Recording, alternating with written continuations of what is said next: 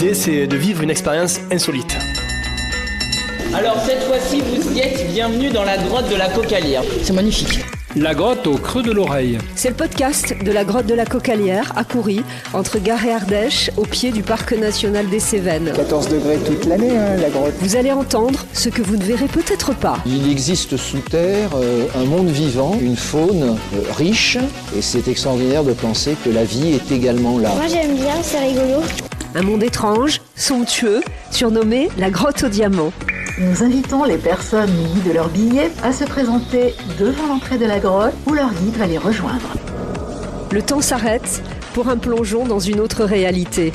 Des regards, des voix différentes sur un lieu vivant, toujours en formation depuis 35 millions d'années. La grotte au creux de l'oreille. C'est le podcast de la grotte de la Cocalière, un des sites naturels les plus visités de l'Occitanie. La bonne nouvelle, c'est qu'on rentre un petit train. Merci beaucoup, merci à vous. Petite question, quel est le point commun entre la maison du Père Noël, la grotte de la Cocalière et une galette frangipane? Vous séchez? C'est Guillaume, le guide de la grotte de la Cocalière. Il saute dans le vide sur la colline de Coury, depuis la maison du Père Noël, juste à côté de la chapelle Saint-Sébastien, 3 fois centenaire. Il s'envole entre le Gard et l'Ardèche avant de plonger au fin fond de la terre. Et il fait quoi sur ses jours de repos? Il pâtisse. Des gâteaux, encore des gâteaux, toujours des gâteaux que tout le personnel de la grotte dévore. C'est un garçon pas comme les autres, ce Guillaume. Certes, pas très bronzé, mais attendez, c'est un homme des cavernes. Vous en connaissez beaucoup, vous? Attention, il est plein de malice. Messieurs, dames, regardez mes bras, regardez mes jambes. Oh, mes yeux, vite. Je prends mes lunettes et je les mets. C'est un one-man show. Moi, je le dis à chaque fois, ça fait rire tout le monde. Mais quand je descends sous terre, je fais un one-man show. Allez, il est temps de faire connaissance avec Guillaume, celui qui vit l'été dans les entrailles de la terre. Bonjour, moi c'est Guillaume, j'ai 32 ans. J'habite à côté du parc national des Cévennes, sur la ville qui s'appelle Alès. Je suis guide touristique sur un site majeur du coin. Voilà, donc mon métier est très diversifié. Je ne suis pas uniquement guide, je m'occupe aussi de tout ce qui est lumière, technicien, parce que qui dit grotte dit obscurité, qui dit obscurité dit lumière, il faut de la lumière, sinon on ne voit rien. Et voilà, et puis je m'occupe également de la prospection, de tout ce qui est démarchage et faire connaître la grotte, améliorer sa notoriété auprès de la clientèle environnante. Voilà, je peux très bien me retrouver dans l'Hérault, en Ardèche, dans la Drôme, dans le Gard, dans la Lozère. Non, c'est très varié, hein, je voyage quand même pas mal. Alors c'est marrant, la première fois où j'ai commencé à guider, j'étais encore étudiant, j'avais 21 ans à peu près. Je cherchais un job, un métier, un job saisonnier. Et puis finalement, j'ai trouvé quelque chose à la grotte de la Cocalière. Pas pour faire guide, mais pour être, comme mes études étaient en rapport avec le commerce, mais être à la boutique directement. Donc j'ai fait tout le mois de juillet, où ça s'est très très bien passé, au niveau du contact clientèle, bon mais je l'avais déjà de base. Et puis il s'est passé quelque chose en fait, c'est que fin juillet, on a appris qu'un guide qui devait faire tout le mois d'août ne pouvait pas venir parce qu'il il s'est blessé, il s'est cassé la jambe de mémoire. Et du coup on m'a dit, Guillaume, écoute, t'as l'air à l'aise, toi tu vas remplacer ce guide et tu vas y aller. Tu vas faire tout le mois d'août en tant que guide. Sauf que j'avais 5 jours pour me former, 5 petits jours avant de démarrer. Donc il fallait que j'apprenne un topo guide. Alors le guidage, le relationnel avec les gens, ça me faisait pas peur. Mais il fallait aussi que j'apprenne tout ce secteur-là qui, alors il n'était pas complètement inconnu, hein, mais voilà, il fallait que je sache quoi dire à quel moment. Donc j'ai eu 5 jours pour apprendre ce topo guide, puis j'ai dû descendre avec d'autres guides justement pour apprendre le truc. Et je me rappellerai toujours de la première fois où je me suis retrouvé sous terre, c'était après une réunion. Il y a eu une grosse réunion où on était tous là, tous les guides, pour nous lancer dans la saison, nous dire, voilà, pour nous motiver un petit peu. Et puis je me suis retrouvé face à, on n'était pas 50 personnes, il y avait 30 personnes de mémoire, 30 personnes qui te regardent, et puis il faut y aller quoi, faut y aller. La grotte au creux de l'oreille. C'est un appel également à notre imaginaire. Dans la vie, il faut faire des découvertes. Si c'est toujours monotone, ça n'a aucun intérêt. La grotte de la Cocalière, c'est un endroit sombre, c'est une grotte. Alors justement, pour rendre ce milieu souterrain sombre, féerique, le site a bien pensé au niveau des lumières. C'est une grotte qui est... on a gardé des lumières neutres, des lumières blanches, légèrement jaunes peut-être, mais blanches.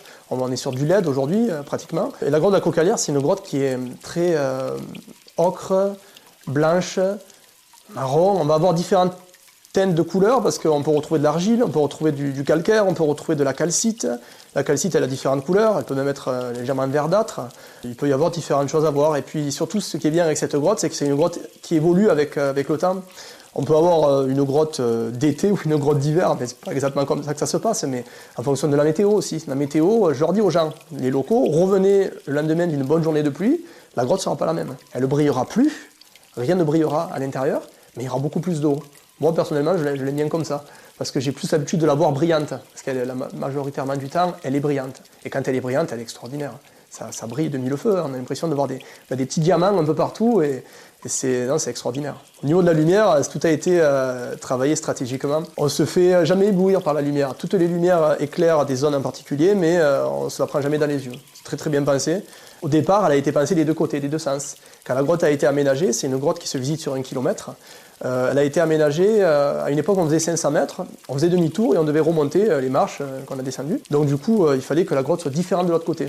Donc les lumières ont été pensées des deux sens. Aujourd'hui, on a ouvert une deuxième partie, donc il y a 1 kilomètre de grotte et tout est très bien mis en valeur. Il doit y avoir, je ne vais pas dire de bêtises, mais à peu près 300 lumières. 300 lumières, même beaucoup plus, il me semble, beaucoup plus que ça, 300 lumières qui, bien évidemment, à un moment donné, finissent par lâcher.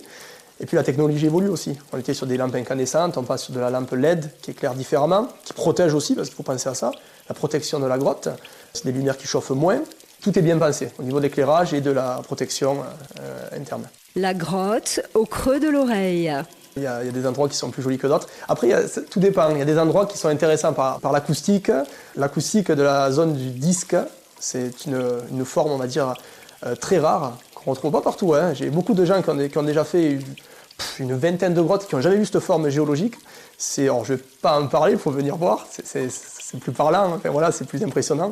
La salle du disque a un acoustique incroyable. Voilà, l'acoustique est extraordinaire. On tape dans ses mains, on entend le son qui part des deux côtés. Il faut le vivre, il faut essayer en fait. C'est dur à expliquer d'ailleurs. Donc j'adore cette salle pour ça, par rapport à ses hauteurs aussi et sa longueur. Et puis la salle des gourds, voilà, on a plusieurs petits bassins qui se succèdent. L'eau descend en cascade dans des bassins et puis la mise en lumière a été très très bien pensée. Pareil, je vais pas trop en dire, il faut venir voir, mais il y a différentes couleurs. Les bassins peuvent, il peut y avoir différentes couleurs au niveau des bassins. Et puis avec l'eau, il y a un effet de lumière qui est tout à fait, qui est très très beau.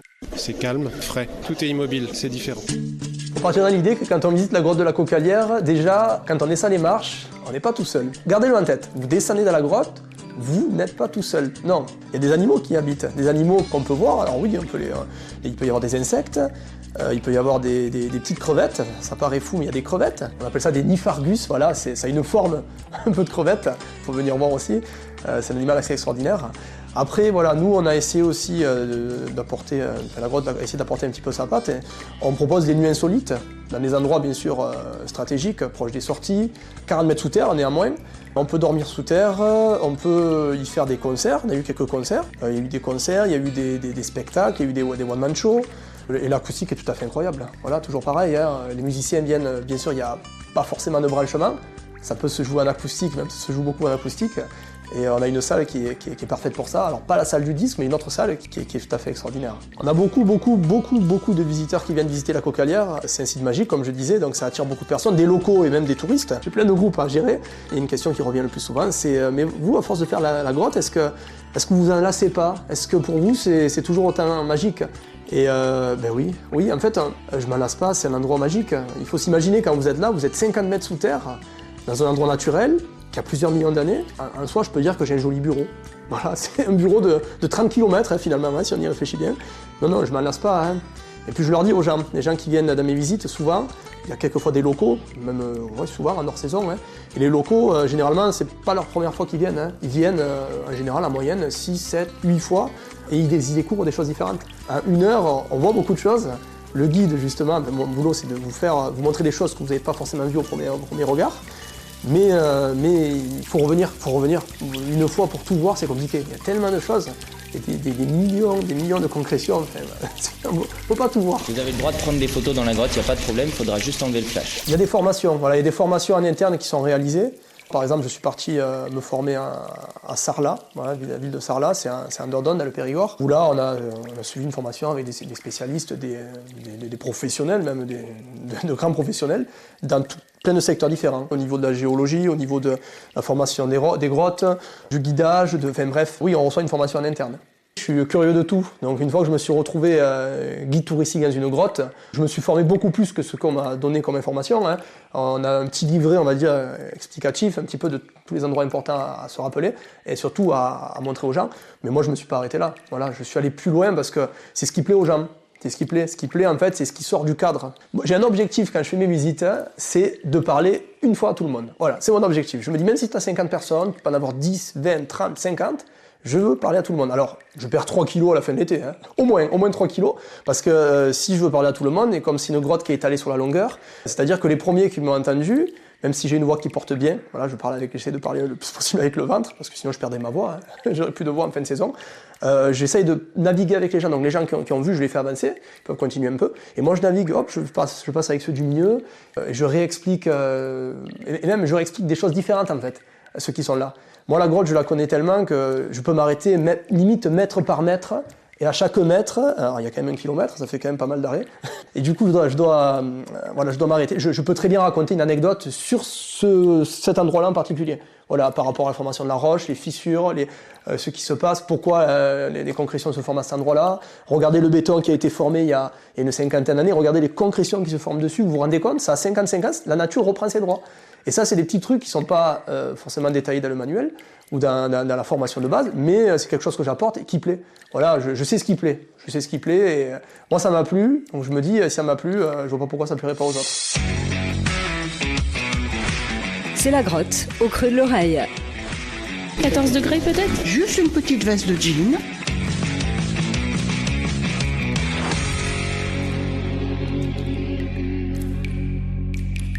Ils sont sous terre, c'est magnifique, c'est beau, ça sort de l'ordinaire, c'est atypique, mais il faut mettre des mots là-dessus.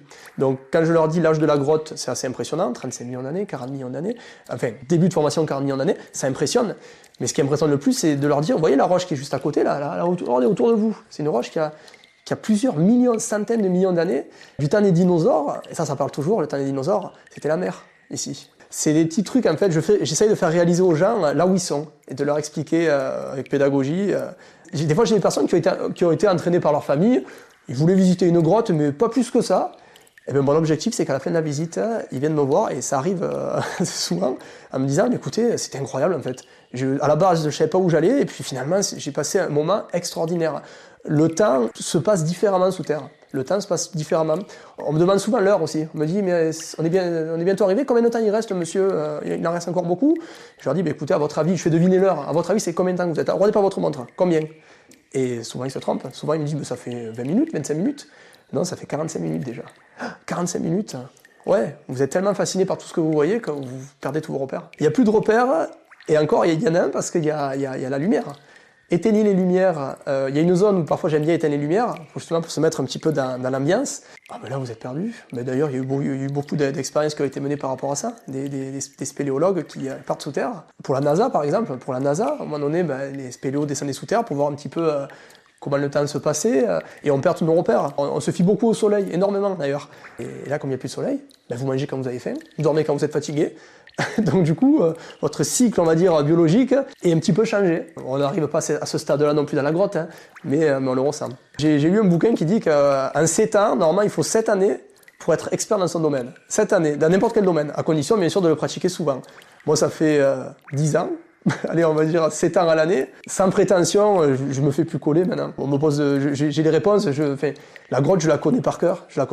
Je sais, je sais de quoi parler, à quel endroit, et j'ai toutes les réponses adaptées, quoi. D'ailleurs, à tout type de client, que ce soit l'expert en géologie, la personne qui veut juste passer un bon moment sous terre et profiter on va dire, de ce qu'il voit, des enfants, des étrangers aussi. Enfin bref, des étrangers qui n'ont pas de grotte chez eux d'ailleurs. Il y en a beaucoup qui n'ont pas cette chance-là. Donc non, je me fais plus coller. Dans un groupe, on a tout type de personnes. Le plus dur, c'est d'arriver à parler à 50 personnes. Ça se passe bien. Alors des fois, malgré moi, c'est des visites qui sont plus dures que d'autres, c'est normal. Pour peu qu'il y ait un enfant qui pleure à ce moment-là, malheureusement, l'enfant, on peut pas lui dire de se taire comme on veut. On a une grotte qui fait 14 degrés, mais malgré les 14 degrés, vous marchez souvent. Par contre, quand on s'arrête et quand ça fait une demi-heure que vous êtes sous terre, alors les adultes ça va, mais les enfants, S'ils n'ont pas de chaussettes, faut penser à en mettre, ouais, c'est préférable. Sinon l'enfant il est pas content, à un moment donné il le manifeste. Et on profite de l'acoustique de la grotte, mais d'une autre manière. Quand j'ai des personnes qui parlent entre eux, parce que elles n'ont pas forcément envie d'écouter le guide, alors moi c'est quelque chose qui me dérange pas, mais quand ces personnes-là parlent un peu trop fort, couvrent ma voix, c'est pas trop respectueux on va dire pour les 30 qui restent.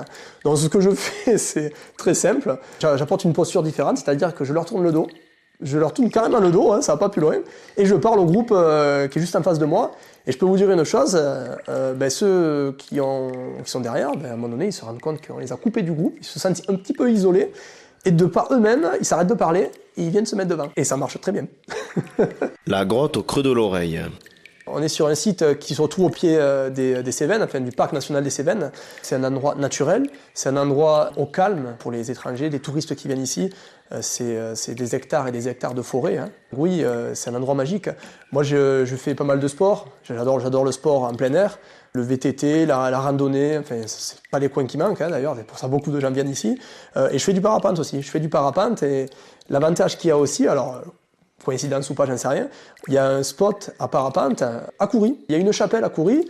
Une chapelle à la cime d'une colline, on va dire, de 400-500 mètres à peu près. C'est une vieille chapelle, c'est une chapelle qui a fêté ses 300 ans d'ailleurs cette année, il me semble, l'année dernière, enfin très récemment. Et cette chapelle, oui, pour moi je suis d'Alès, mais quand je passais là, quand j'étais petit, mes parents à chaque fois, pour rigoler, hein, me faisaient croire que c'était la maison du Père Noël, à mon frère et à ma sœur.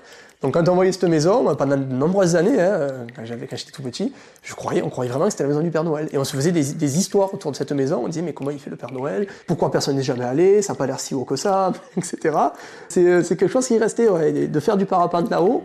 Ouais, j'ai toujours ce souvenir-là en tête. Je cherche toujours le Père Noël, mais je ne l'ai pas trouvé. Donc le matin, avant d'aller travailler, parfois j'arrive un peu plus tôt, j'escalade la montagne à pied avec mon sac à dos, je saute, je fais mon vol, je me pose, je plie ma voile et je vais travailler. Quand on est guide touristique, il y a les avantages et les inconvénients. C'est-à-dire que vous avez des inconvénients parce que vous faites toute votre saison d'un coup. Pendant plusieurs mois d'affilée, vous êtes à fond, voilà, pour les gens. Donc il faut vraiment être très motivé et très dynamique. Moi, ça tombe bien, je le suis. Après, par contre, l'avantage, c'est que vous avez du temps pour les vacances. En hors saison, quand c'est un peu plus creux, vous pouvez très bien partir voyager. Ça vous laisse plus de temps pour le faire. Et moi, oui, j'adore voyager. J'ai fait beaucoup de pays limitrophes à la France. Je suis parti dans pas mal de pays en Europe. J'ai fait l'Italie, l'Espagne, l'Angleterre, l'Écosse, l'Irlande, la Hongrie. Enfin, je vais pas tout citer, mais voilà, je suis parti aux Philippines pendant 6 mois. Là, mon prochain voyage, c'est en Slovénie. Et puis après, je vais partir au Maroc avant de reprendre la saison. Donc oui, j'adore le voyage, c'est extraordinaire. Et puis ça me permet de peaufiner un peu mon anglais. Là, en Slovénie, par exemple, je sais qu'il y a 2 grottes extraordinaires, et ça fait partie des 2 plus grandes, attention, j'ai pas dit plus belles, des 2 plus grandes grottes d'Europe. Donc je suis curieux d'aller voir, pour m'inspirer un petit peu. C'est comme ça aussi que je suis devenu guide, par la curiosité aussi des autres guides. Pas forcément à la Cocalière, mais dans notre grotte. On est dans une région où des grottes, il y en a quelques-unes. Hein. Je suis allé les visiter, je suis tombé sur des guides et je me suis inspiré. Ah oui, je me suis beaucoup inspiré de certains guides qui avaient 30 ans ou 20 ans de carrière. J'ai récupéré certaines choses que j'ai adaptées un petit peu à ma sauce. Je dirais pas que je suis spéléologue professionnel, loin de là, mais j'ai pu en faire accompagné de guides spéléo qui eux connaissent bien le coin. Donc ouais, j'en ai fait déjà sur mon site Cocalière, puisque la Cocalière est un réseau qui fait à peu près, c'est dur à estimer, hein, mais environ une trentaine de kilomètres connus. Nous, on visite 1 kilomètre et il y en a 30. Donc j'ai dû faire peut-être 6 km, 5-6 km depuis, en spéléo. Et puis j'ai voulu aussi essayer, quand je parle aux gens, je leur parle souvent des technologies actuelles, de la lumière. Mais à l'époque, il n'y avait pas de lumière, c'était à l'acétylène. C'était un gaz, on va dire, inflammable. La bougie, c'est une sorte de bougie, quelque chose qui brûle au-dessus sur le casque. Donc j'ai voulu essayer avec un ami qui m'a amené. Alors c'est affreux.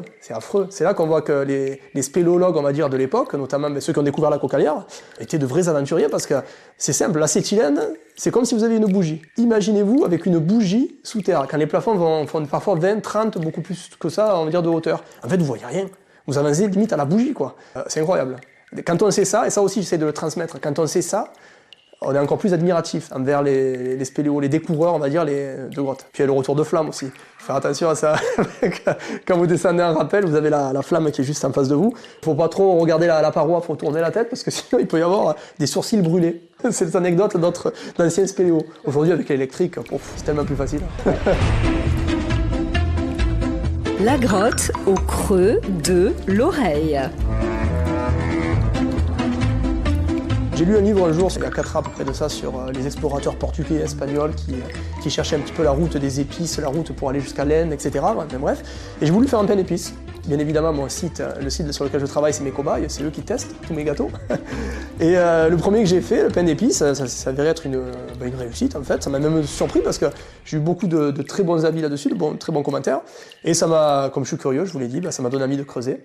J'ai creusé, et de fil en aiguille, je me suis retrouvé à faire de plus en plus de gâteaux, créer une page, on va dire, Instagram. Ça s'appelle Pogui Pâtisserie. Pogui Pâtisserie. P-O-G-U-I. C'est un petit clin d'œil aux Philippines. Voilà, on m'appelait Pogui là-bas. Ils n'arrivaient pas à dire Guillaume, ils savaient dire Pogui. C'est bizarre, hein, ça avait pensé au film R avec Alain Chabat, avec Guy et G. Eh ben, c'est pareil, ils savaient dire Pogui, mais Guillaume, il faisait Guillaume. Alors, du coup, il m'appelait Pogui et c'est resté, donc je l'ai gardé. Je me suis dit, tiens, pourquoi pas, ça n'existe pas. Pogui Pâtisserie. Ouais, j'adore, je pâtisse, je dois faire 2 pâtisseries par semaine à peu près. Et quand je suis en vacances, pouf. D'ailleurs, j'en ai fait une tout à l'heure, on va y goûter. S'ils veulent que je fasse un gâteau la cocalière, ouais, pourquoi pas, j'ai des idées. Sans dévoiler ce que c'est, on a un trésor dans la grotte. On a un petit trésor je vais pas dire ce que c'est, hein, Enfin, les trésors, vous savez ce que c'est en général, je pense que vous pouvez deviner, mais je vais pas le dire. Mais justement, il faudrait que j'arrive à faire un gâteau à l'effigie de ce trésor. Ouais, faudrait que je calcule. Mais ouais, pourquoi pas, ça peut être une idée. La grotte au creux de l'oreille. N'hésitez pas à venir si vous avez besoin d'un bol d'air frais, de nature, de calme, de quiétude, surtout d'exaltation, quoi. Quelque chose que vous voyez rarement. N'hésitez pas à venir à la Cocalière. Vous allez voir des concrétions extraordinaires, des concrétions, alors sans parler des stalactites, des formes géologiques incroyables qu'on ne voit pas forcément partout. Vous allez voyager 1 kilomètre sous terre. On est une des rares grottes aussi à proposer un parcours vraiment d'1 kilomètre. Vous avez un retour en plus en petit train qui vous ramène au point de départ. Donc on est une grotte qui est familiale, mais pas que, mais qui attire beaucoup de familles parce que justement c'est une grotte qui est très bien aménagée, c'est plat et c'est une belle balade que vous faites. Vous forcez pas. Vous êtes sous terre et vous avez juste à lever les yeux. Une fois que vous êtes en bas, il n'y a plus de marche. Donc vous êtes en bas, c'est plat et vous avez juste à vous en mettre plein les yeux. La Cocalière, c'est une grotte qui est très accessible, très bien pensée. Moi, je m'en sors bien parce qu'il y a des grottes où c'est sur des barques et le guide tire la barque à la corde. Donc il a 20 personnes à tirer toute la journée. Bon, ils ont de sacrés bras, hein. Là, c'est une grotte qui est très accessible. Alors, on marche 1 kilomètre à peu près, et je le répète, c'est plat. Donc, en fait, on ne regarde même plus ses pieds. On peut regarder la brillance à droite, à gauche, on peut regarder les stalactites, les stalagmites, les petites fistuleuses. Alors, j'emploie des termes techniques, il faut venir pour que je vous les explique. Hein. Le trésor, justement, de la grotte, des disques qui sont aussi extraordinaires. Il y a beaucoup d'eau, c'est une grotte aussi, comme je disais, qui bouge beaucoup. Hein. De l'été à l'hiver, il peut y avoir plus ou moins d'eau. Voilà, donc l'hiver, on va dire hors été, voilà. Plutôt en automne même, ou au printemps, il y a beaucoup plus d'eau. C'est une grotte qui évolue et elle impressionne souvent par l'eau. Ouais, il y a beaucoup d'eau dans cette grotte. Ouais, c'est la grotte de la Cocalière, elle a un surnom, on l'appelle la grotte au diamant. C'est une grotte qui brille énormément. Ouais, c'est très joli. Hein. Ça plaît beaucoup, ça plaît à tout le monde d'ailleurs, à tous les âges. Aux enfants, je leur fais croire que c'est des diamants, un bon moyen de les faire voyager encore plus. Je le répète, j'ai un joli bureau. J'ai un bureau de 30 km qui est très beau. Et même aujourd'hui, après avoir fait des milliers de visites, hein, des centaines, peut-être pas des milliers, je sais pas, mais peut-être, je me rends compte aujourd'hui que oui, le cadre dans lequel j'évolue est un cadre qui est naturel, beau et extraordinaire, quoi. Je sais pas si vous connaissez la série Une nounou d'enfer. Cette série-là, à chaque fois qu'il y avait l'actrice principale qui descendait l'escalier, à chaque fois il y avait une musique et il y avait tous les gens qui la regardaient descendre.